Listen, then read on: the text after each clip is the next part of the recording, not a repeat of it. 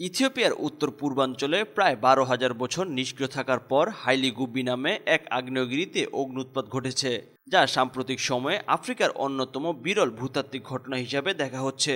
গত রোববার কয়েক ঘণ্টাব্যাপী এই অগ্ন্যুৎপাত থেকে ছড়ানো ছাইয়ের ঘন মেঘ আকাশে 14 কিলোমিটার পর্যন্ত উঠে যায় বলে নিশ্চিত করেছে Toulouse volcanic ash advisory centre.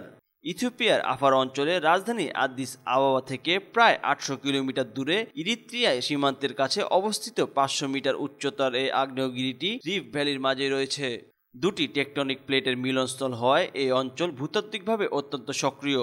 তবে ইতিহাস বলছে হলোসিন যুগ থেকে এই আগ্নেয়গিরিটির কোনো অগ্ন্যুৎপাতের রেকর্ড নেই। স্মিথসোনিয়ান ইনস্টিটিউশনের গ্লোবাল ভলকানিজম প্রোগ্রাম ও মিশিগান টেকনোলজিক্যাল ইউনিভার্সিটির আগ্নেয়গিরি বিশেষজ্ঞ সাইমন কার্ন এ তথ্য নিশ্চিত করেছেন। অগ্ন্যুৎপাত থেকে সৃষ্ট হওয়া ছাইয়ের প্রবাহ দেশ সীমা পেরিয়ে ইয়েমেন, ওমান, ভারত ও পাকিস্তানের আকাশেও পৌঁছে গেছে বলে জানা গেছে। সামাজিক যোগাযোগ মাধ্যমে ছড়িয়ে পড়া ভিডিওতে ঘন সাদা ধোঁয়ার কুণ্ডলী আকাশে উঠতে দেখা গেলেও এই ভিডিওগুলোর সত্যতা এখনও যাচাই করা যায়নি।